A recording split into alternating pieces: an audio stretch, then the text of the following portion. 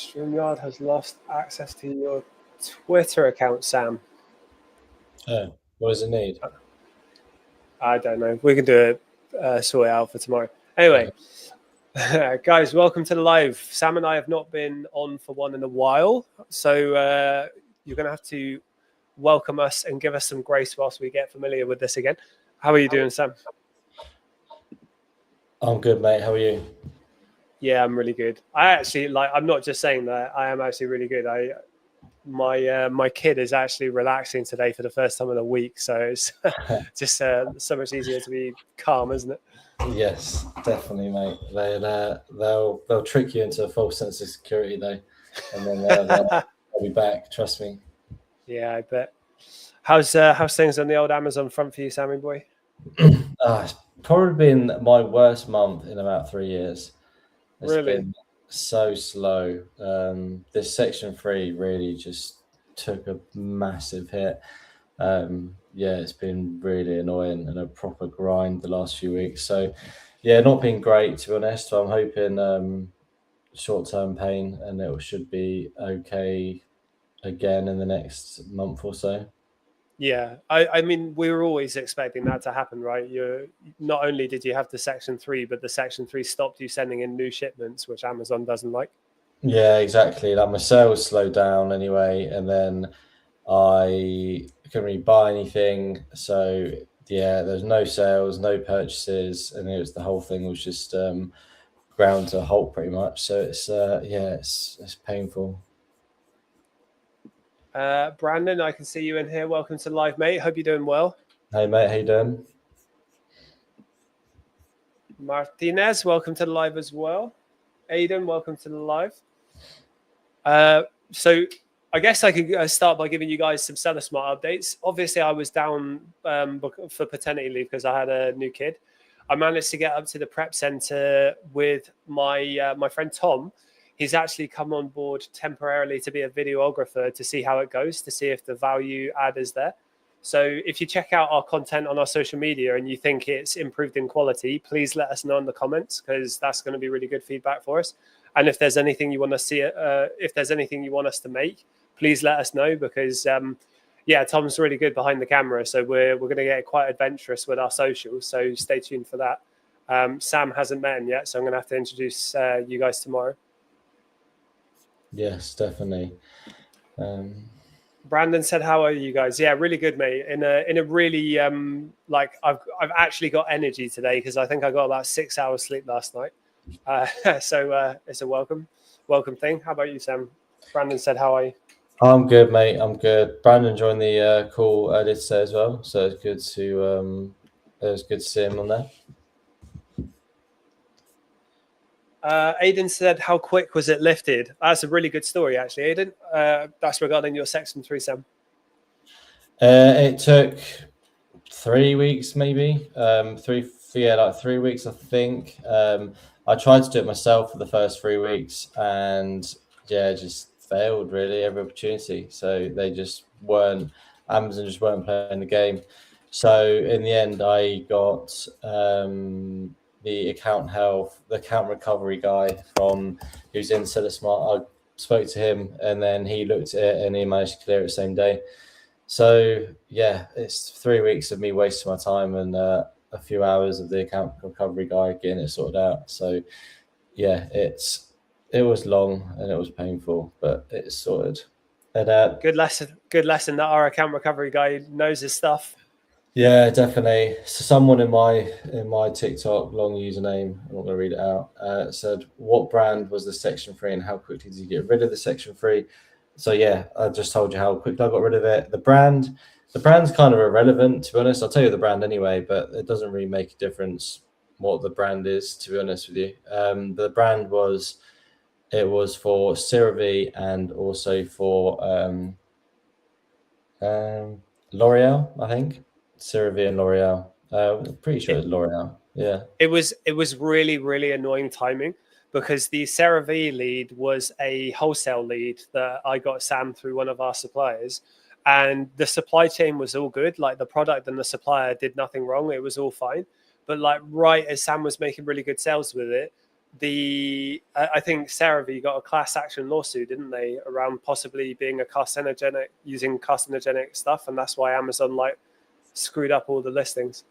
Yeah, there was like you say, some sort of lawsuit with CeraVe, and they're getting fined. I don't know if it was one of their products or a few of their products known to be causing cancer. So yeah, not really a product you want to be involved in. So I don't know if that had anything to do with it or what, but it was it was pain in the arse anyway, regardless. Aiden said, what kind of product was it? And did you buy it from Amazon? Didn't buy it from Amazon, though. It was, as I said, it was a wholesale lead, but it was a legit lead, which is why it was so frustrating. Like, genuinely, I had a section 3 as well that took a long time to clear through my own fault. And Sam's actually really annoyed me because, like, we were giving everything you could possibly provide. They gave him a 24-hour timeline to fix the problem. Otherwise, he would lose his account, which was an absolute joke. Which obviously didn't end up happening because you play the system and it doesn't work. It really frustrated me though, because you were giving them all this evidence and they were just rejecting it. And it's like, literally, what more can you do? And then it turns out you just need to know how to play the system because, as I say, our account recovery guy fixed it within a day. But still, it's annoying, isn't it? It is, yes. So I got one was a wholesale lead, the other one was home bargains, and another annoying thing which really pissed me off as well was I had IP complaints for both of these products, and I think the L'Oreal one, the home bargains one, I had an IP in like April.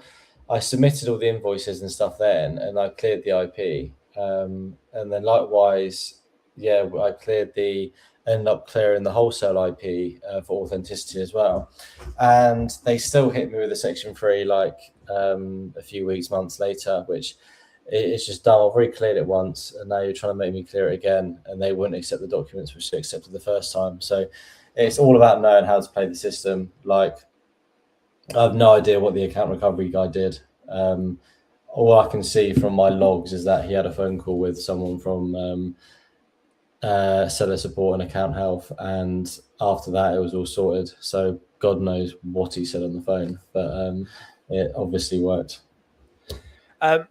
Jay in our team is asking me to remind you guys that if you want to message us, we have to follow each other and you have to accept messages. Apparently, we've been trying to set up DMs with people where they've been wanting us to message, but we can't unless we accept the messages to each other, especially on TikTok. So if you guys do want to DM us about any of the services, or if you need help growing your Amazon business, do follow us. We'll follow you back and accept our DMs. Thank you for the reminder there, Jay. I can see Glenn Lacey in here, Jay in here. Welcome to the live. Jay, Glenn, how you doing?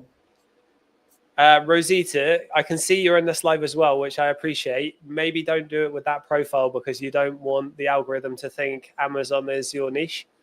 I probably should have mentioned that to you before. Jay said, hey up. Afternoon, boys, from Glenn. Welcome to both of you. Long time no speak. I hope you're doing well. Jay, I hope your nose is okay. How's it feeling today?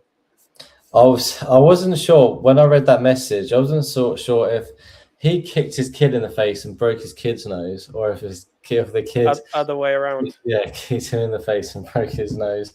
Either way, it's probably rough. It's pretty rough. But I suppose better him having a broken nose than his kid. I said to Jay yesterday, I had a similar story. When I was a little kid, my dad tried to shake me awake because we were going on a trip, and I punched him in the nose while I was asleep and gave him a massive bloody nose. Kids are little rascals, aren't they? They really are, yeah. Oh, I love this comment from Random. What color is your Bugatti? Mine's blue. What color is yours? It's funny because that quote comes from a guy that rents his Bugattis, doesn't he? He doesn't even own them. He rents them. Yeah, supposedly. I saw that.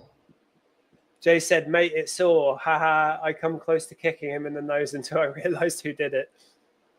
Random's is neon blue. Neon blue? Sounds terrible. Okay. Rosa, I just got your message. Fair play. Thank you. But yeah, think about your algorithm with that profile. Maybe a different profile would be good. Random just sent a load of cryy, laughy faces. Yeah, Do you know what? When I go that route one day, Bugatti is not going to be the thing. I've always been an Aston Martin guy. I would love James Bond Aston Martin, like a Vanquish or something like that, if I was ever going to go that route. I can't help but to think, though, I was raised a certain way, so I think if I ever drive a sports car, I'd probably feel like a massive bellend. Oh no, I wouldn't. I'd love it. And there's only You'd one love it. sports car. There's only one car I'd want, and that is a Ferrari 812 Superfast. I absolutely love him. Jay said, I took him to kickboxing to harness his energy, but I think I'm just making him better at fighting. Mate, discipline that comes with martial arts, I think every young lad should do it. I think every young girl should do it as well. I cannot wait to teach my little girl some jiu-jitsu. I think it's the right choice. You just need to teach him to control his energy. That's the key thing, isn't it? Yeah, I think it's definitely a skill which people should be learning there. Jay said, also 550 in 5 days now, lads, getting going. Actually questioned, do I have to ask for payment? Okay, so what you mean there is you've gotten 550 in sales in the last 5 days. That is amazing. Great job, dude. That is going to keep snowballing. Hopefully now you've tasted how this actually works. You make some revenue, you make some profit, you reinvest that, and over time it compounds and compounds and compounds, and it gets really, really exciting. You said, do I have to ask for payment? What that means is requesting disbursement. So there's something on Amazon called DD+7, which means your funds are going to become available 7 days past delivery.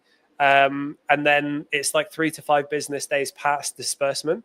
So it will either automatically disperse or you can trigger disbursements when the funds are available. Typically, I think, what would you say, Sam? It's like 2 weeks, isn't it? So it's delivery date plus 7 days. That's when the funds come available, and then you need to request it, and then Amazon take 4 days to do absolutely nothing, and then they'll send you your money. So yeah, it's about 2 weeks from sale to actually getting your money back. Yeah, it's kind of an average because sometimes your money comes in quicker, sometimes it comes in slower. Drives me crazy because when you sell on eBay, you get paid the next day. And it's very apparent Amazon are just clearly investing your revenue before they send you your money back. At least, I'm not even going to say allegedly. That's just my theory. You'd imagine that's why. 100%. There's got to be true. Like, there's no reason. Like, you go on eBay, you go on Vinted, you request your money, you get it sent straight away. There's no reason for Amazon to hold that money for 4 days. Like, if you request the money's there. They just need to send it to you. So yeah, do we live in caveman banking era where banking times where it takes 5 days to trigger, and it happens instantaneously, doesn't it? It's such nonsense. It's ridiculous. It's a massive joke. Jay, how did it feel getting to 550? Given that I know who you are, I bet you got well excited by that. You also, the ungated gone well. So the ungated every 10 units is almost instant, and my 2 units, 100 units both. Right. So to anyone out there who doesn't get that comment, Jay has used our auto ungator tool, which is absolutely incredible. Definitely recommend trying it. Massively helps with ungating. Ever since he started using it as a new seller, when he applies for ungates, he's getting accepted almost first time every try, which is just unheard of on Amazon. So definitely give it a go. It's amazing. I did just realize we got some YouTube comments over there. So hi, man. Hi from Vietnam. I don't know what that means. Hi, Sam. I'll tell you what, I'm going to trying to target a certain demographic, so I'm just going to block that. I kind of ignore YouTube comments because a lot of the time it's just nonsense. Yeah, YouTube Shorts attracts a certain type of character, doesn't it? It really does.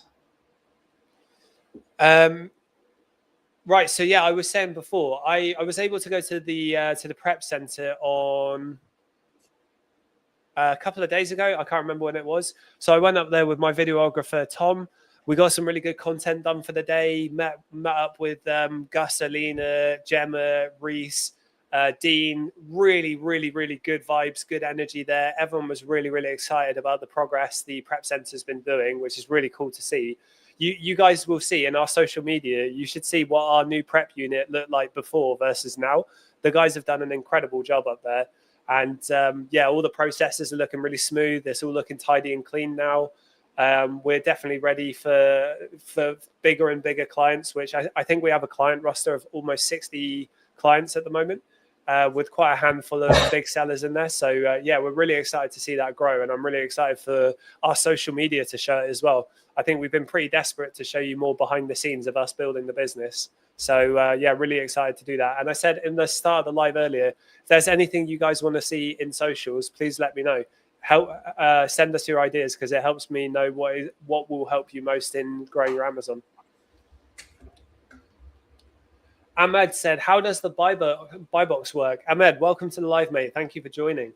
So the buy box, if you're a consumer, if I'm a regular person going onto Amazon and I want to buy a product, when I add it into my basket and click buy now, that is the buy box. What's happening in the background is every seller on that listing is rotating their chance in the buy box. So next time you go onto Amazon and you want to click buy now on something, you're going to see it says sold by, and it says a company name. It might be Amazon, it might be Sam's Bits, whatever it is, whatever the company is. And that's going to rotate based on who owns the buy box at that time. What determines who is owning the buy box at that time is your level of stock. Do you have a lot of stock? Your reviews, your geographical location, your geographical location when it comes to the customer buying the stock. My stock in the south of England is probably going to get priority over someone's stock in the north of England because Amazon can deliver it faster. That's one of the effects. Your account health, your IPI score, your inventory performance index, all of these things affect how much time you get in the buy box. The higher your account health, the higher your IPI, the more stock you have, the more reviews you have, the more consistently you're sending in shipments, and your geographical location, which you can't change that. That's based on where Amazon sends your stock. All of those affect your time in the buy box. So anytime you get a negative review, make sure to get Amazon to strike it from your account. If you've sold a product through the FBA service, Fulfillment by Amazon service, they will accept responsibility for the review and remove it. Anytime you get a policy violation or an IP violation, or anytime you sell out of your stock, make sure you action those straight away. So remove the policy violations quickly, delete the listings where you've sold out of them straight away.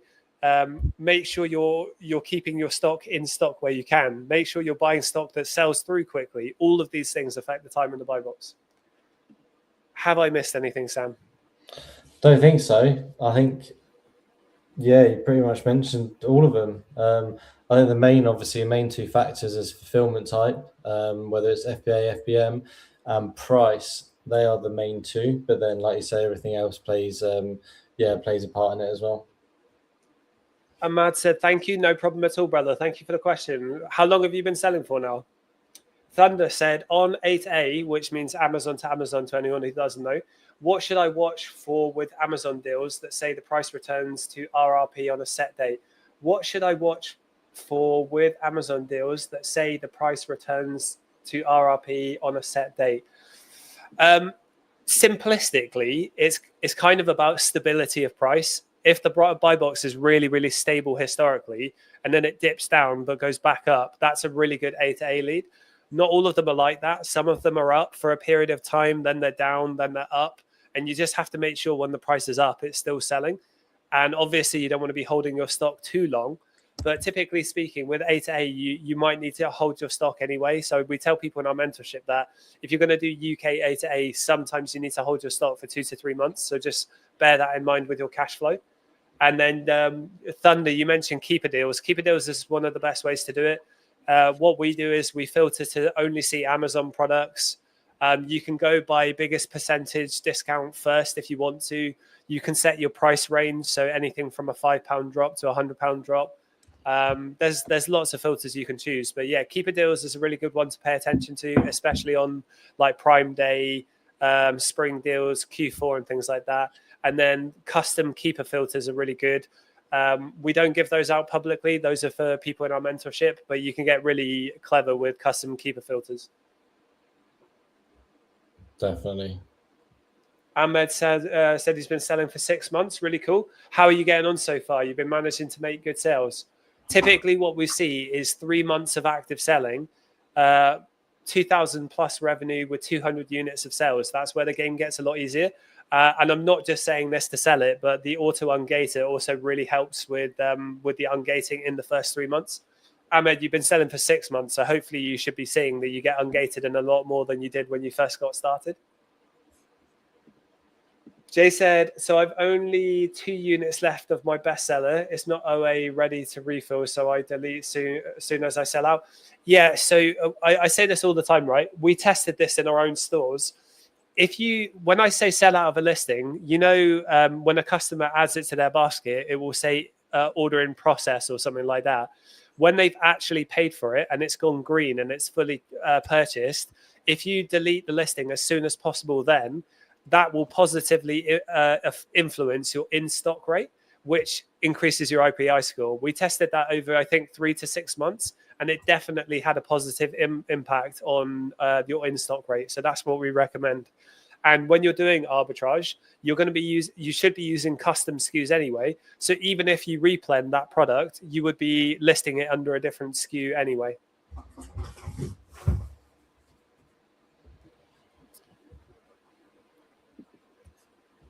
Sammy boy, what's some good lessons for the lovely people watching today? Well, what's some like common Amazon pitfalls that we could help them avoid?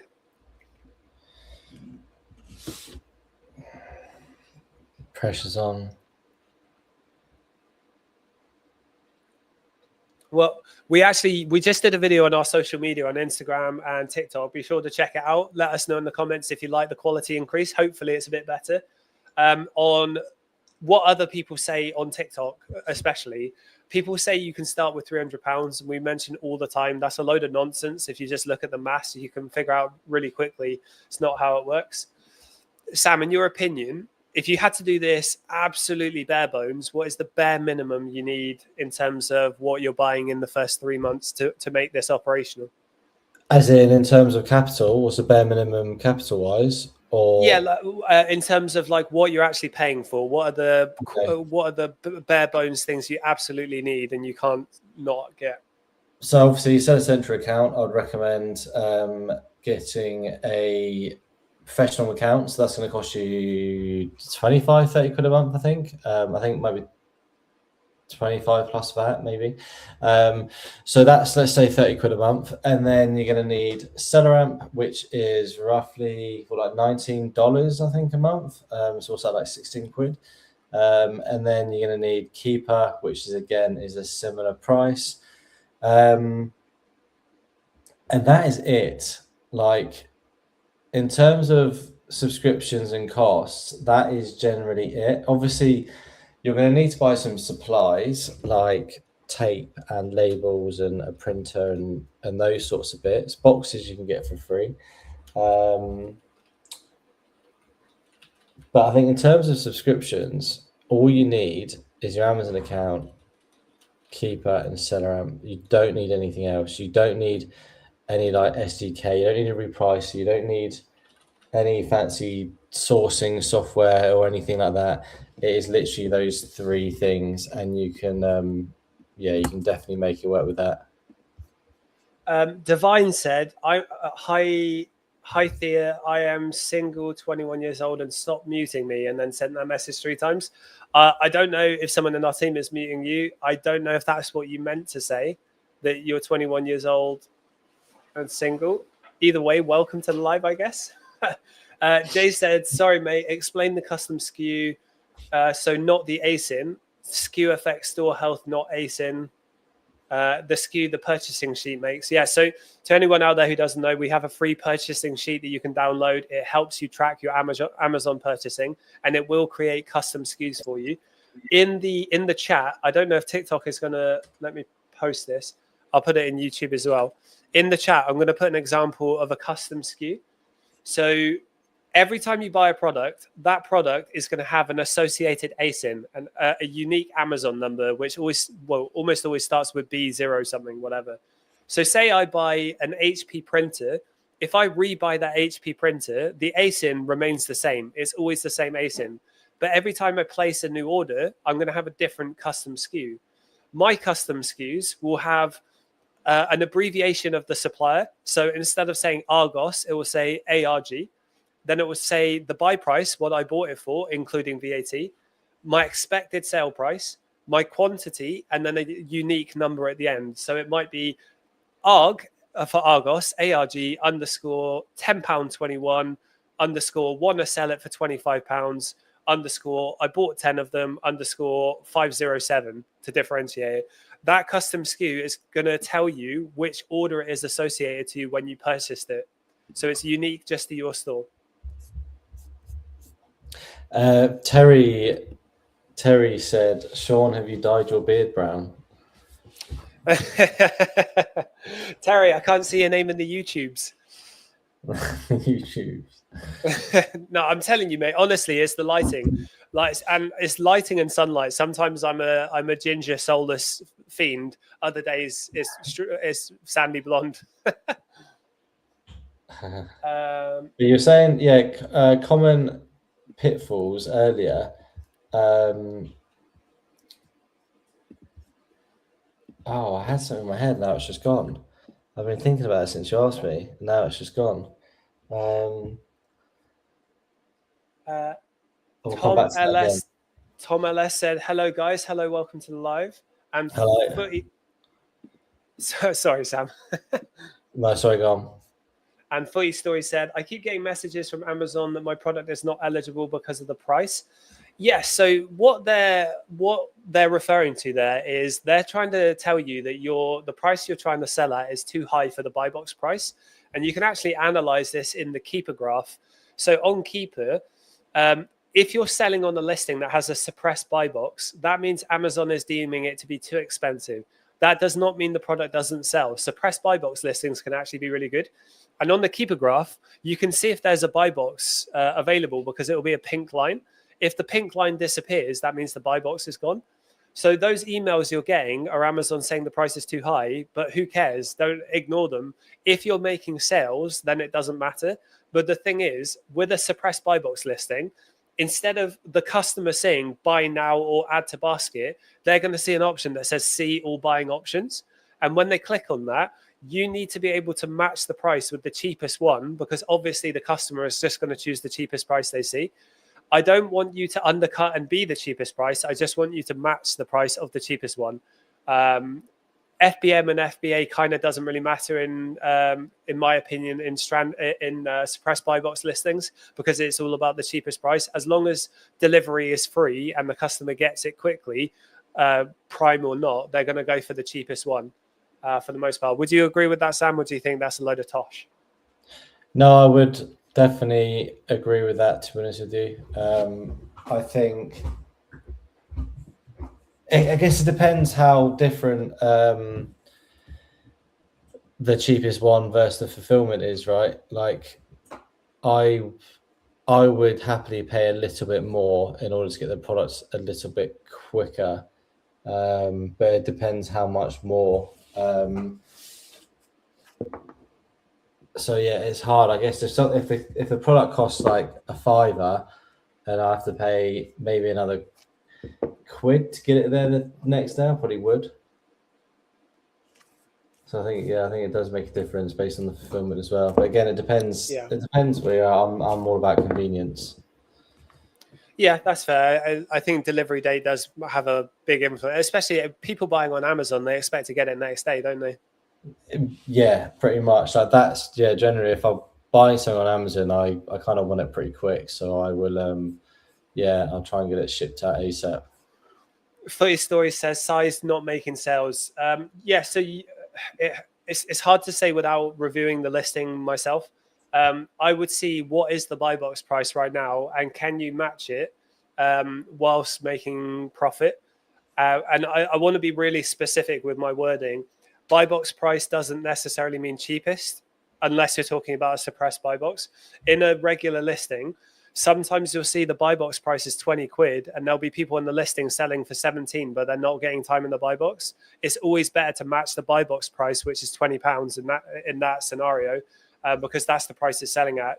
There is such a thing as too cheap on some listings, and cutting the price isn't a good strategy in the long run if you do it all the time, because people will match each other and then the prices will tank. Yeah, definitely. Jay said, so do you track the listing ASIN once out of stock so you can replenish on the same listing? So do you track the listing ASIN once out of stock so you can replenish? Yeah, you should have a system. So your purchasing sheet, our software, SellerAmp should keep you can keep a record of your custom SKUs on SellerAmp to see when you've purchased it historically. You should always keep a record of that, and you should have an active replen system. So our software does that. Your purchasing sheet, if you go through your purchasing sheet and just remember to go through old leads, and with every new purchase, use a different custom SKU, which the purchase tracking sheet should generate for you automatically. But yeah, keeping on top of your replens, I would suggest doing that every day. Obviously, for you, Jay, you don't have a lot of listings at the moment, but when you go above, 30 or 40 listings, it's always a good habit to be in to check every day and see if you can replen stock that's selling well. And it's honestly, this is the battle with Amazon. You find a really good lead. Do you buy a lot and risk it tanking and tying up your capital? But it's also a good lead, and if you don't buy enough, you're not going to make a lot of profit. It's so hard to say how it's going to look, especially when you don't want to hold your stock for a long time. 40 Stories said, thank you. Really appreciate you both. Really appreciate you for joining as well. Thank you for the questions. Ask away. If you've got anything else you'd like to know, keep asking. That's what we're here for. Rachel, after sourcing for hours, I still can't find a product to list. What would be the next step for me? Rachel, really, really common hurdle to overcome in the first 3 months of selling. Amazon is a skill that you have to get good at. And right now, forgive me if I'm incorrect, but I'm guessing you're just clicking around kind of hoping for the best. Sort of just guessing what you're doing. What you need to do is you need to create a new email address. I would use Gmail personally. Sign up to as many retailers' newsletters as you can. And then when you start to get emails coming through, check the ones in the subject that have a pound or percentage discount in them and go through the deals section, brand by brand, and try to find leads based on the discount codes you've gotten in the emails. You are likely not finding products because you're not manufacturing your margin yet. But again, it's a skill that will come with time. So download all the Chrome extensions that you need. So that'll be Top Cashback, Coupon Birds. Honey is a bit crap, to be honest, but it's one of them. You want to use our free discount gift card portal. So we have a free discount gift card portal where if you want to spend £100 in Argos or curries, you can buy that for £92 from our portal as a gift card. So that brings down your price and makes you more profit. All of a sudden, a product you were looking at that wasn't profitable is now profitable. So you've got discount gift cards, you've got coupons, student discount, NHS discount, cashback. Cashback is a really big one. All of these things are going to manufacture your margin, which means to get the price down as low as possible so that it's profitable. And you want to keep a record of everything. When you find discount codes that work, track it, put it in our free purchase tracking sheet. When you find other seller IDs where you can find products that they bought, track them, keep track of their seller IDs. When you found brands that work, track it. When you find retailers that work, track it. Build up a database over time. And after 3 months of active selling, the game gets so much easier. I promise you that. Sam, you clearly have so much to say on the subject. Sorry, mate. I'm trying to negotiate with someone on something, and they're not playing the game. So I've been zoned out trying to figure that out. I got someone behind you. Yeah, so this is my boy Tom. He is getting some behind the scenes of the live, which is very exciting today. We got 2 people on YouTube and 9 on TikTok. It's a thriving live today. I haven't actually got my clicker in. I might try that in. Yeah, it makes a noticeable difference. I noticed that last time we were live and I didn't put one on. It was pretty apparent. Although my side's always pretty quiet anyway, but yeah, it normally does. Rachel, I just wanted to expand on what you said, that you were sourcing for hours. Right, let me give you an example, right? Sam has 2 virtual assistants in his team. Sam can get to a point where he spends £100,000 a month on stock. 95% of them are new leads. They're not replens. And that's because his virtual assistants are so good. Their skills are really good. They've built up a load of knowledge and data, and they have a system that works really well. The reason I mention those is because they work 40 hours a week. So a lot of people who do this business model, they are doing it alongside a career job where maybe they can put 1 to 2 hours in a day. On an 8-hour shift for a VA, a virtual assistant, sometimes they might not find any products in an 8-hour day. Sometimes they'll find 10 to 15 products in an 8-hour day. It's really, it's about the average over the week. And over the week, as an average, if you're not finding that many, then that is a sign that you need to improve your skills, systems, or data. But, you know, if you're only putting a couple of hours into this and you're not finding leads, that is kind of normal. And just remember, the people you're competing against are doing 40 hours a week. And sometimes they have good days, sometimes they have bad days. So I would say to give yourself some grace. Try to learn from what you did that didn't work and try to improve it next time. And just understand that this is a skill that will get better the more you do it. Yeah, I think it's like Sean said, you want to look at it over a longer period of time. Like there's been times where, like I said, we normally spend about 100k a month, and there's been times where after like the first 2 weeks of the month, we've spent like, I don't know, 20 grand or something, and then we start panicking, and we think, okay, something's going wrong, like what's happening, why have we spent so little? But then by the end of the month, we would have met that 100k, it just all would have come in, or like most of it would have just come in the last couple of weeks. So try and look at it from a longer point of view and not just on a day versus sort of day-to-day basis, because it does make a big difference. And like Sean said, like sometimes my VAs will find like one deal, and another time they'll find like 15 deals. So it does vary massively. So try not to be too disheartened on yourself if you don't find anything for a day or so. For sure. KP said, "Hey both, are you already ordering for Q4? Also, I hearing people getting compliance issues on toys. Are you able to advise? Thanks." Yeah, annoyingly, I actually have someone in our community, in our free community, I talk to quite a lot. He does really crazy numbers with toys, and he actually is like so big. He's competing with very big retailers now, and he had, I think it was something like 400 compliance issues with toy related products, and Amazon were just not making it easy at all. So there is a bit of a headache with toys at the moment. Sam, have you got any like hands-on experience of that yourself? I didn't get any really. I think I might have got maybe one or two. I just ignored them. I know a lot of people, I think the guy called James in our mentorship, he managed to fight a lot of them. He said he raised cases and got most of them overturned, to be honest with you. But for me, I've not really dealt with much of it, to be honest. Like I don't really sell much toys. Any toys I did sell didn't have any units, and they would have been gone before the date they wanted them resolved. So I didn't really look into it at all from my point of view. Yeah, fair enough. Well, to be fair, and I don't think it's like a massive issue, though, if I'm honest. Yeah, I think that's good feedback in itself. If you raise cases, you can beat them. Some of them you can just ignore. If you're a fairly small arbitrage seller, I wouldn't panic too much. I know it's affecting the bigger boys, but yeah, just carry on with your day. Make sure you don't ignore important emails, because that's how you end up getting a 4-month-long Section 3 like I got. But yeah, for the most part, I think you can just ignore a lot of them.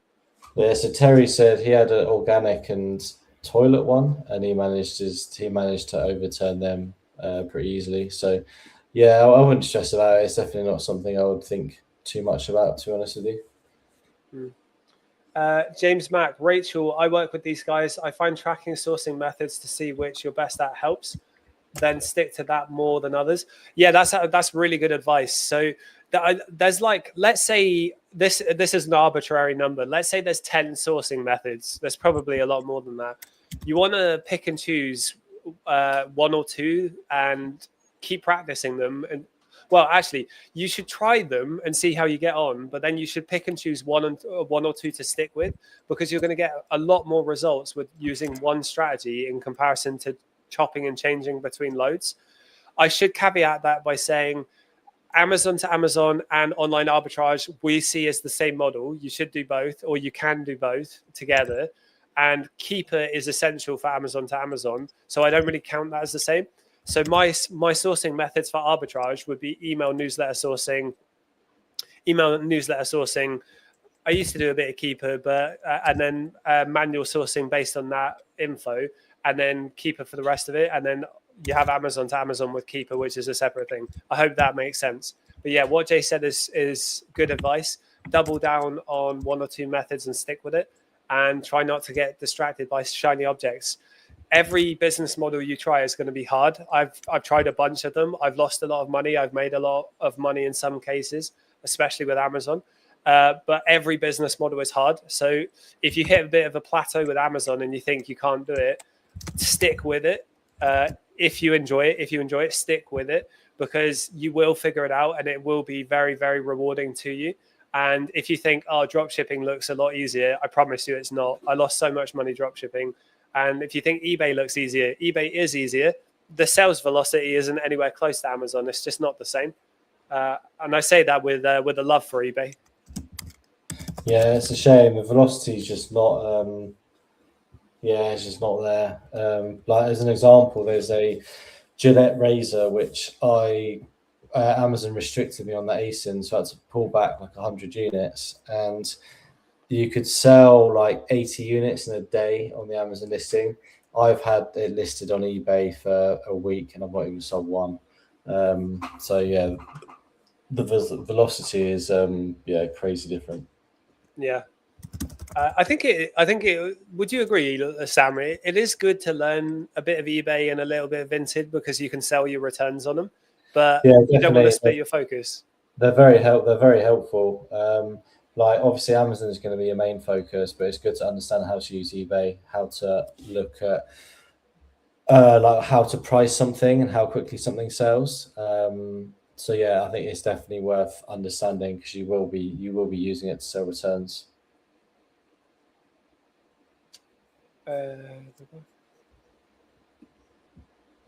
Then stick to more than others. Yeah. All right. So, Sam, back to that question I asked you. Have you thought of anything? Roadblocks?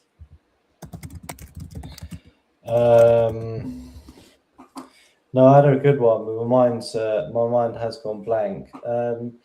I guess like the obvious one, like it's certainly far from get rich quick. Like it takes time, it takes effort, it takes hard work.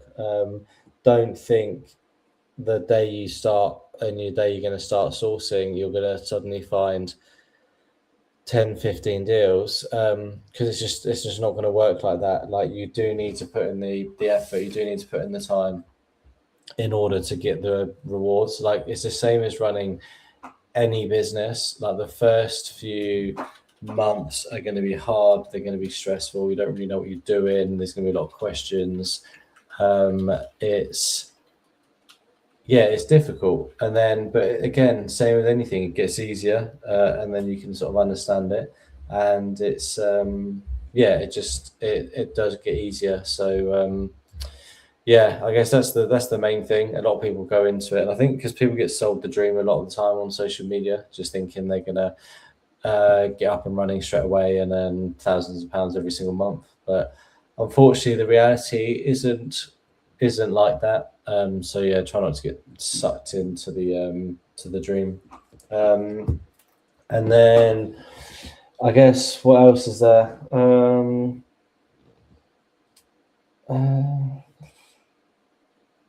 Don't get too emotional about it as well. Like people get really emotional about listings and about stock and everything like that. You really shouldn't. You need to trust the data as much as possible. If something goes wrong, don't have a hissy fit and cry about it. Like it's it's life. Sometimes these things happen. Don't get emotional about it. It's sell it, move on, dispose of it, get rid, and then move on. Like there's a lot of people who are in the Discord mentorship and stuff like that. They bought something, it's not gone how they wanted it to go, and they start sort of panicking and they get really emotional about it. And I'm thinking, it doesn't matter. Like it's one listing, one lead out of however many. Like just take the loss, move on, buy something else. Because honestly, it's not the end of the world. So just try not to get too stressed about it if something doesn't go your way. Yeah, completely agree. The emotional thing is actually something you see quite a lot, isn't it? Like people get really doom and gloom about stuff not working and really, really, really excited when stuff does, which the excitement's a good thing. I definitely don't want to diminish that, but this is business. You have to take your risks with everything. Not everything is going to work out. And sometimes you learn a lot from the ones that don't work. So just take it on the chin, learn from the opportunity and keep moving forward. Yeah, I think, like you say, it's all a learning curve, right? So even if something goes absolutely disastrously, you will certainly learn from it. So it is not it's not the end of the world. Slicker said, "Mr. Beast and Tobey Maguire." Mr. Beast and Tobey Maguire. He's saying I look like Mr. Beast and you look like Tobey Maguire. Well, I assume it's that way around. Maybe it's not. I don't know. Do you know? I've always thought you look like Spider-Man. Have you? No. I swear it's webs. I swear every like non-UK national I talk to always says I look like a generic white guy. Like it's either Mr. Beast or Conor McGregor. Generic white guy. Mr. Beast, I can kind of see it, actually, to be fair. Christ, really? Yeah. I think it might be the beard. Oh, I'm gonna have to work on that then. Yeah, like all of my partner's Venezuelan family, they always say I look like Peaky Blinders. Peaky Blinders? Which one?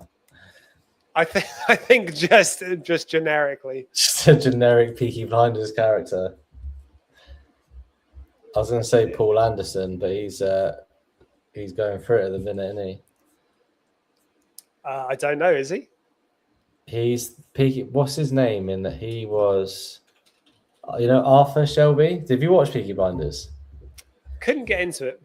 No, you're not. So he was one of the actors, but he's now like I don't know if he's a drug addict or an alcoholic or something, and he's he looks a right mess these days. I was super sad to see Dolly Parton passed away. I know she was 80, but she was iconic. She's gone yesterday, wasn't she? Yeah, a brief battle with cancer from what I see. Like, she's genuinely an incredible woman. That was really sad news. Yeah, it's not ideal. Not very Amazon related, but still, you got to shout out to icons. Yeah, shout out Dolly, RIP. OTG FBA, I see you in here. Welcome to the live. I don't recognize any other names. Do you guys have any questions? Or Sam, do you want to ask me a question? Okay.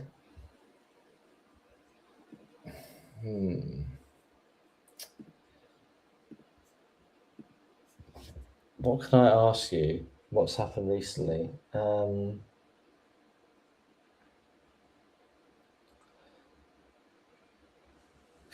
Your brain is not working today, is it? No, it's not, mate. It's really not. I'm all over the place. I'm so tired today as well. Why don't you tell us about... No. One sec. One question at a time. Right. If you were to start Amazon again with £2,000 from scratch, knowing what you know now, very generic question, and everyone's probably heard it loads of times. What would you do and how would you start? Literally just recorded a video about that yesterday. So £2,000 is a good number. I definitely wouldn't start with less than that these days. You can start with 1,000, but me personally, I wouldn't start with less than 2. I would only get Keeper and Seller Amp SaaS. I would obviously join our free Discord community because why not? It's free and it's amazing. Shout out to the community. I would I would stick to 2 sourcing methods. I wouldn't pay for lead providing groups. I wouldn't pay for unnecessary software. I wouldn't pay for an accountant straight away. Even insurance, you don't technically have to get it straight away because you want to keep your costs as low as possible. I would try to keep my monthly expenses to £100 and put all of the rest of the money into as high ROI products as I can. I started doing some retail arbitrage, and with £2,000, probably retail arbitrage is a good place to start. But then you have to think about ungating. And once I've built up a little bit of capital and I've gotten past the first 3 months, then I would start thinking about insurance, maybe SDK, or obviously I would use our software, but it's still in development. I say that I wouldn't use SDK. I prefer Sellerboard, and it's cheaper. I would work way harder at keeping my expenses low. I got really carried away when I first started, and I spent so much money trying everything. I tried every software. I tried every repricer. Amazon has a free repricer now, so you don't even need to spend money on that at the moment. Now I've learned that you know, it's all well and good making profit, but if you're spending all of it, you're doing nothing, aren't you? It's essentially pointless. So I would be a lot more restrictive with how much I was willing to test loads of different things at the same time, because the softwares can add up. I speak to people where, like, I had a sales call with this guy, and I was talking to him about his Amazon business, and he was doing about $2,000 to $3,000 profit a month, and it was his full-time gig, and he was really enjoying it. He was really loving it. He was telling me everything he pays for in a month, and I was keeping note as we were going through the call, and I was like, mate, you're spending £500 a month on groups and software. And he was like, oh yeah, I didn't even realize that. It's so common to spend way more than you think. So that's where I'd be very careful. Adds up massively. Crazy how quick it adds up. And if you weren't going to get SDK or Sellerboard or anything like that, how would you track your profits and ROI, margin, expenses, all that sort of stuff? Yeah, a purchase tracking sheet. We have a free purchase tracking sheet. I would add data onto that. As I say, Sellerboard is cheap, and I preferred it in the long run. So I think Sellerboard, Keeper, and SaaS is not too expensive. Plus, then obviously you need to buy labels and stuff. Probably would get that. But as I say, we've been developing a software, so I would just use that. But because it's not publicly accessible yet, I would say that's the way to go. The mentality to be in, guys, is you just want to keep your expenses as low as you can. And again, really, really good to make revenue, even better to make profit, and even better than that is to not spend all your profit on unnecessary subs. At the same time, though, there's a lot of business expenses that you can claim. So, you know, having a chat with an accountant and utilizing your business expenses is a really, really good idea. You don't want to think about that in your first month, though, do you? That's more of like a bit of experience kind of thing. Yeah, definitely. And if someone was wanting to sell straight, like if someone was interested and they wanted to sell, would you recommend them just starting and figuring it as they go along, or would you recommend them watching 100 YouTube videos and trying to learn everything about everything before they start? Yeah, really good question. It goes without saying, I'm a guy who's obsessed with YouTube. YouTube Premium was the best thing I ever purchased. Huh? Mr. Beast. Yeah, well, we do have similarities in more than just beard. But yeah, I'm a big YouTube guy. I'm a big fan of, like, the way I learn is with videos. It works for me. I know some people prefer to read. Other people prefer to get hands-on. I learn through videos and testing. That's what I like to do. I think there is a line where you shouldn't cross it. You should spend a certain amount of time learning, and then you have to get your hands dirty and trying. Otherwise, you get stuck in the rut of, oh yeah, I've been meaning to sell on Amazon for 6 months. It's like, just try, just get going. You know, it's all well and good learning, but you have to actually apply what you learn. There's a really interesting metric that was going around a couple of years ago on LinkedIn about how something like 75% of people talk about how they can plan and strategize, but almost no one talks about execution. And planning and strategizing is wasted time unless you actually put it to work and do what you're learning. So I would learn from videos. I would download our free course that we've made. I would network with people, ask questions, but I would get stuck in and just try. And I would go into it with an open mindset that you're going to make mistakes, and that's okay. Learn from them. Don't repeat the same mistake. And in an ideal world, don't buy products that you're not allowed to sell. Which again, you can find that out by talking to people in our free Discord community, by messaging. And like, I haven't mentioned it once on this live yet, but we have group coaching and one-to-one coaching. So if anyone is interested, drop us a DM and let us know. We also have a prep center, virtual assistant recruitment, and everything like that. But yeah, networking is very, very powerful. Tom and I, we just recorded 2 videos on how powerful networking is. And it's just so true for life, isn't it? You can overcome so many hurdles that you don't actually have to experience yourself, just from learning by learning from other people. How about you, Sam? What would you do in that same context? Kind of what you said. Like, I'd want to know the basics and a bit about it before you obviously throw yourself in the deep end. But equally, you need to, the only way you're really going to learn how to do something is just by doing it yourself. So I think that's super important. It's just to do it yourself. As long as you understand like what you're getting yourself in for, like you understand the basic concept, you're buying from here, you're selling there, and you're making your profit there, and all that sort of stuff, then you understand the model. Now, yeah, just crack on and just start doing it. Like, you're going to learn so much. Every time I've started a business, it's always just Sam would call me for advice, then do the opposite. Sorry, Terry just said Sam would call me for advice and then do the opposite. Terry is the guy who told me 2 days ago that a zebra is closer to a cow than it is a horse. And that is completely wrong. So I would call Terry and do the complete opposite. Is a zebra closer to a cow than a horse? Let's find out. I've Googled it. It's not. Terry's mugged me right off. But yeah, I think just, you want to start it. There's no point beating around the bush. That's the only way you're really going to understand how to do it is just by starting it, to be honest with you. Yeah, and like, guys, there is a stat I mention in our social media all the time. I did a YouTube video on the saturation issue with Amazon. 68% of seller accounts never make a single sale. So 68% of people don't give it a go. If you make one sale, you're ahead of 68% of people. If you get one review, you're ahead of like 90 to 95% of people. And then your competition pool actually isn't as big as you would think, whereas the marketplace is massive. So honestly, give it a go.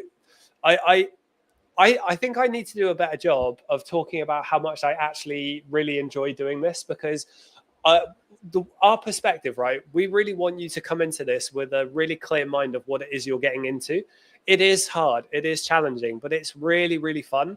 And it's a certain type of person's business model. So I say all the time, give it a go. And if you like it, double down on it. I say that specifically because it isn't for everyone. Some people are just not cut out to do this business model, and it's okay. I'm not cut out to be a figure skater, although I would look rather dashing in those tight trousers, I'm sure. Everyone has different skills and abilities, and you have to figure out if it's right for you. I tried dropshipping. It didn't work for me, and that's okay. You just have to give it a try, and you can't possibly know if it's for you without trying it. The people I don't respect are the ones who throw hate and say it's dead or say it doesn't work, and they've never actually tried it. They're just echoing what they hear online because they're a sheep. Don't be that guy. Be an individual. Make your own opinions by trying stuff, and if you don't like it, that's okay. Understandable. It is challenging, but it's cool, man. It's really cool. I'm 34. When I was a kid, there wasn't a business model where someone else could handle all of your logistics for you. At least not that I was aware of. So I think it's really cool. I'm very excited by it, and I need to do a better job of showing that in social media, I think. OTG FBA said, what's the month like for spend and sales like, guys? Sam was actually just saying his has been pretty bad because of the Section 3, but I'll let you dive into that one. Yeah, it's been my worst month in about 3 years, I think. So sales, I think I'm on like 60K or something horrific. And spend, I think I've done 20K. Again, horrific. Maybe 30K. Let me have a look. Monthly spend is 30K. So yeah, it's been pretty dreadful around, and that is all due to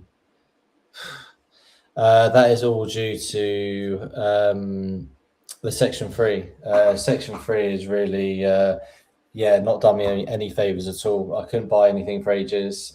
Sales were horrific. So I think it was about a month of not buying anything, and now it's really taken its toll. So pretty horrific all round. But hopefully it will turn itself around in the next month or two.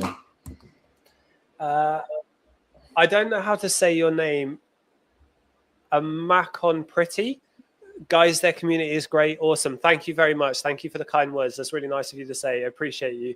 JB said smile for the socials. OTG FBA, you had a Section 3. How and why? I had a Section 3 because for 2 authenticity complaints for 2 products, which annoyingly they've sent me an authenticity IP like over the last couple of months. I beat them both, and then after I beat them, they then decided to give me a Section 3 for them. And the information in which I provided them the first time, which I beat them, they wouldn't accept the second time until about 3 weeks, when I got an account health recovery guide to get it sorted out, and he managed to sort it out same day. So that's our account health recovery guide, by the way, guys. If you ever have issues, our account health recovery guy is really, really good. Raise a ticket in our free server if you need any help with that. Yes, exactly that. So very annoying. Just ruined me a little bit, but what can you do? At least I'm back in the game and I'm up and running. So let's hope it's smooth sailing until throughout the whole of Q4. Tom Malloy on YouTube said Sam needs some sleep. Yeah, he's got 2 kids, mate. I think that's going to be perpetually true. I actually do need sleep. I am so tired today, and I don't really understand why. I've got so much going on, like trying to move house, trying to do so many different things. Like, life is busy, life is stressful at the minute. But you're moving to Ibiza, so that's pretty cool. I am, and I can't wait. It's going to be so good. There's just so much stuff I need to do before I get there. For sure. User 4345592154622. Very catchy name. What is something we can all do to prep for Q4? And he also asked, was your Section 3 SanDisk? It wasn't. It was CeraVe and L'Oreal. It wasn't SanDisk. Although I have heard people say SanDisk are causing some problems recently. Have you heard that as well? I haven't heard that. I sell a lot of SanDisk. I've not had any issues. Not to say there isn't any issues. But no, it's not something that rings a bell, to be honest with you. Regarding the Q4 question, that was actually good timing, isn't it? Because you had a call on that in the mentorship earlier, right? Yeah, I had a call. So we're doing a few Q4 calls. The first one was like a generic Q4, like what to expect and stuff like that. Then today we did one around how to analyze a Q4 listing, how to look at the sales velocity, BSR and pricing and all that sort of stuff. So again, like how you approach your Q4 is going to be very different based on how much capital you have, to be honest with you. Everything in Q4, I guess to give you an example, the first Q4 I had, I kind of bought a little bit more than I would normally, and that was never enough. I think the second Q4, I ended up buying like 3 times the amount of stock. That wasn't enough. Third Q4, I ended up buying like 4 times the amount of stock. That wasn't enough. Jesus. Like, you can just never have enough stock for Q4. But again, it depends how much capital you have. Like if you're brand new, just starting, and you haven't got loads of capital, there's not really like a huge amount you can do, to be honest with you. It's kind of just doing what you're doing anyway and just constantly rinsing and repeating it. the more capital you have, the more you're able to leverage Q4 and have a better one. Like, what I would say is, obviously, you want to try and go a lot deeper on stock, just because the sales velocity is there. So that's one thing. Definitely go deeper where you can. But if you're low on capital, you want to be very selective on which listings you're going to go deep on. Like, let's say your minimum ROI is 30%, and you constantly find deals at 30%. Like, they're not the deals you want to go deep on, because you already find them anyway. Like, when you find a deal which is like 40, 50, 60% ROI, something which you don't find every single day, they're the deals you really want to go deep on for Q4, because they're the ones which are going to make you the most money, because the ROI is so much higher. So again, it's very hard to really understand how to tackle for Q4, because it's so different based on your situation, your capital, cash flow, and everything like that. But I think, as a rule of thumb, anything which is super high ROI, which you don't find all the time, go super deep on that and try and really capitalize on that decent ROI lead. For sure. OTG FBA, that's the second person I've heard having a Section 3. SGT got one too. Third, I've had one as well. Section 3s are becoming way more common, especially for newbies. Newbies are getting Section 3 straight away to verify themselves. Honestly, Section 3s, any violation you get, as long as you're following the rules, they're not actually that big of a deal. You just need to go through the system properly and provide all the evidence. And then if you have issues, contact us, obviously.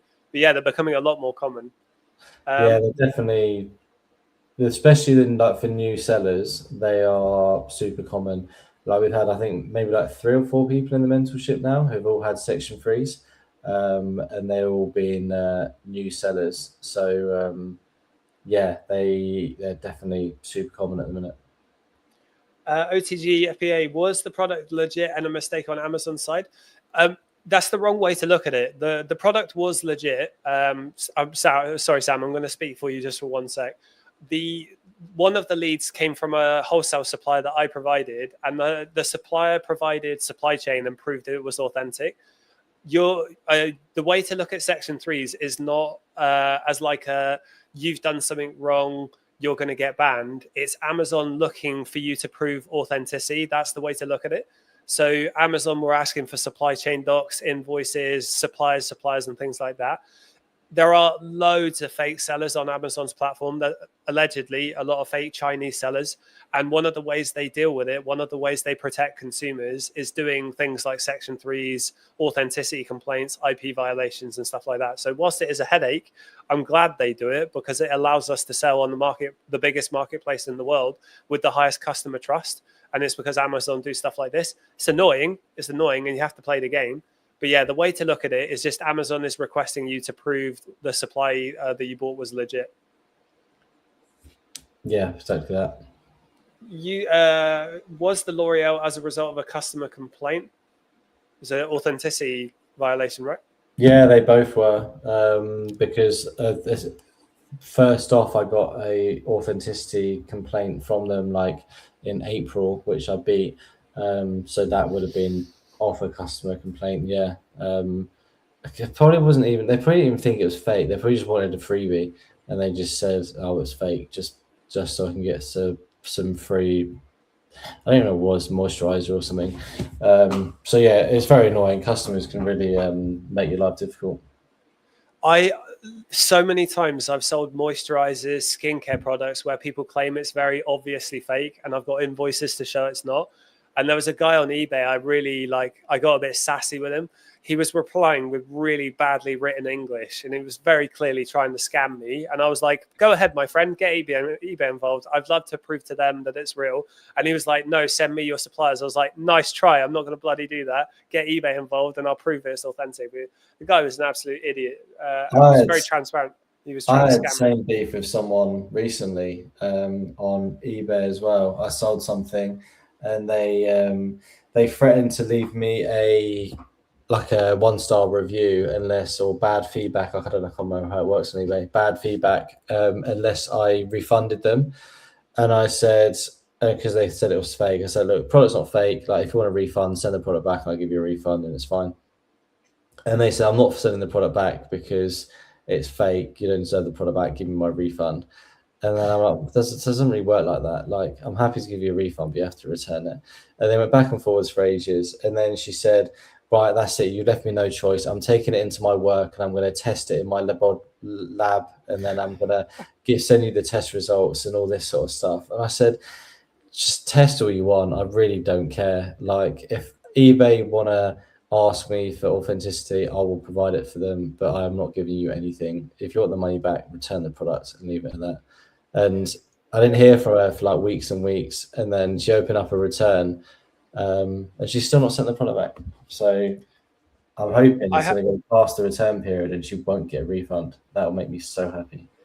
I like the guy I was just talking about. I had the exact same back and forth, but the message he sent, it wasn't "I have a laboratory." It was lowercase I done tests. I know it's fake. I was like, I replied saying, "You're clearly as smart as your grammar. So what tests have you done, friend?" Yeah, honestly, people like with eBay and Vinted, do not test me because I do not care. I really don't care. I will bury you on those platforms. On Amazon, it is very different because I value my Amazon account a lot more. Whereas eBay and Vinted, you will never win against me ever because I physically do not care and I will destroy you.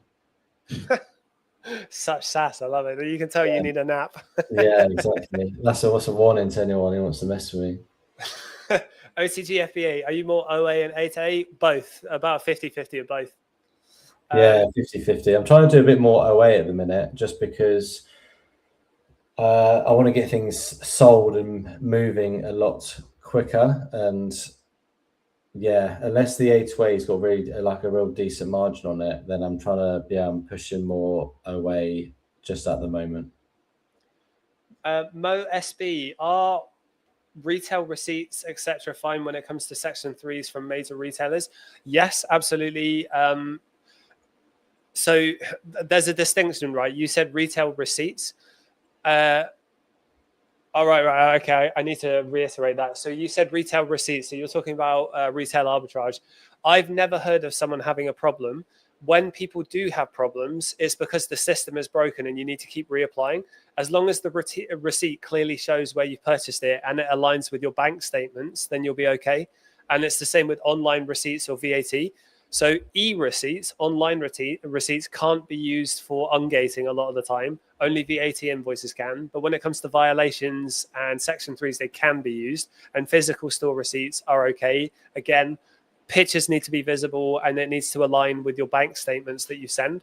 And if they reject it, just keep reapplying. The system's broken. But yeah, they do get accepted. I've never heard of someone having an issue. As I say, guys, we have an account recovery expert in our team. Even if you don't want to go that route, it's a paid service based on the level of work. There's also mediation. You can pay for Amazon mediation. So there's loads of steps you can take to recover accounts. I say it all the time, and I'm going to say it again. We genuinely don't hear about people losing their accounts unless they've done really, really stupid things. And even then, I don't really hear about that too often. There's someone in our mentorship who made some really, really obviously bad mistakes recently. And I think even then, they might get their account back working with our account recovery expert.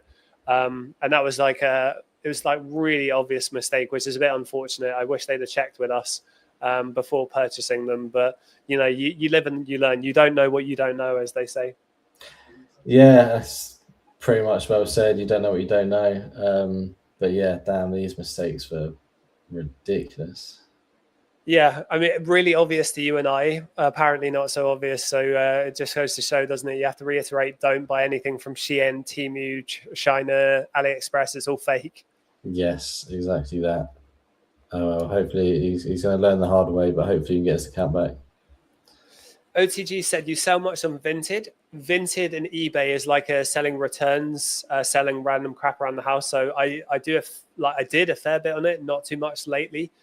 Things like clothes, they sell really well on Vinted. You do a little bit of Vinted, don't you? I do bits. My missus sells loads of stuff on Vinted, but again, it's more like clothing, really. There was one product which I bought and I sold quite a lot on Vinted. But eBay, I find eBay so much easier.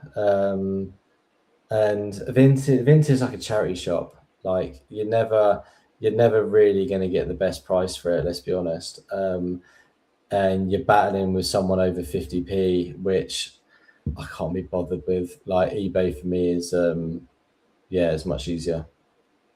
Yeah, Vinted is the car boot sale of online third-party selling platforms. Yeah, 100%. In this space anyway, unless you're selling clothes and stuff, you can do really well with that. MoSB, any issues with multiple buying accounts for A to A at all? I've not had any, as long as you stick to one Amazon business buying account and 3 personal buying accounts, all of them with different email addresses, all of them with different email addresses to a seller account, you shouldn't have issues. You just need to make sure the name on the buying account matches the name on the bank card. If those names don't match, that can cause automatic closures and order cancellations. You can get them back just by calling Amazon, but that's one of the things that triggers it. Sam doesn't do this, but one thing I do is I have buying account 1 is Sean, the bank card is Sean. Buying account 2 is Rosita, that's my partner. Bank card says Rosita. Buying account 3 is Maria, that's her sister. The bank card says Maria. I do 3 different names. Sam doesn't do that and has no problems, but I found in my own store that I have fewer order cancellations if I do that. Yeah, I just have my name on all of them, and it works okay. But again, yeah, it can vary, I suppose, from account to account. Abdul, welcome to live, mate. He said, Sam, do you only do OA and A to A? Those numbers didn't. With those numbers, didn't think you. Sam, do you only do OA and A to A? Those numbers didn't think you can do with only those. Yeah, only OA, A to A. Like I know people do like 4 million a year, and all they do is OA and A to A. So yeah, definitely more than doable. I have done in the past a lot more than what I've doing now.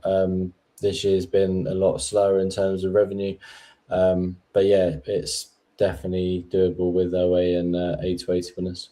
Do you want to explain why it's been slower in revenue? Because that sounds like a bad thing, but it's actually a good thing. Yeah. Oh, God, sleepy. It is slower in revenue because I am changing things around in my Amazon business. I am looking to increase my margin. So with that comes a decrease in revenue.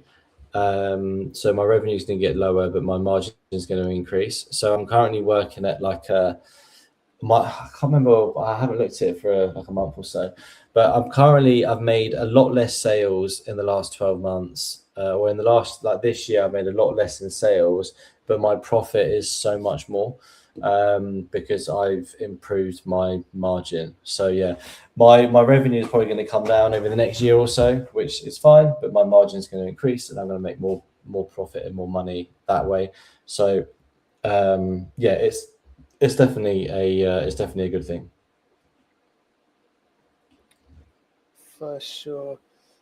Sam, I had an idea for what you and I can start doing on lives, but I'm going to say it to you off the call just so there's no pressure to do it if you don't want to. Oh, okay.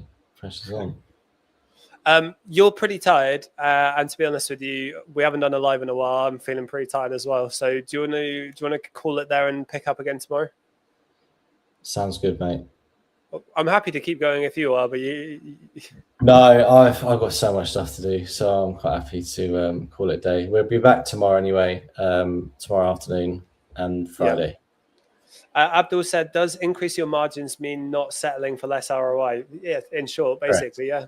Pretty much, yeah. Just holding out and buying a bit smarter, holding out your price where possible.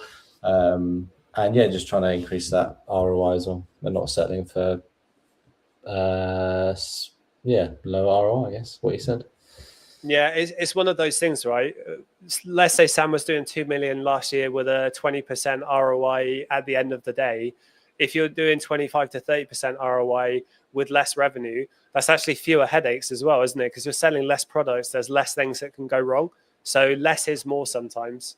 Yeah, there's less everything, like less admin, there's less prep, there's less there's less listings I'm dealing with, less repricing, less less everything, which makes it a lot easier to manage. So yeah, it definitely makes things easier. OTG said, what was your margin and what is it now? And Abdul said, thank you for answering my questions. No problem at all, mate. So my margin is roughly like it's been always been around like 10%, like give or take, and that's like overall like net margin. Whereas now, like I don't know my exact net because I haven't looked at my profit and loss for a while, but the idea is trying to increase that to at least like 12%, if not more. Which you think that only like 2% is not really very much, but when you're doing like 2 million, like 2% can make a huge difference.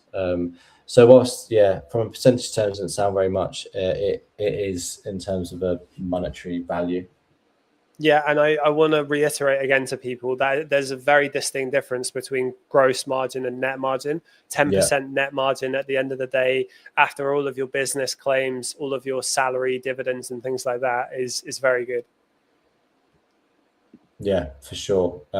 Gross margin, net margin, they are wildly different. Yeah.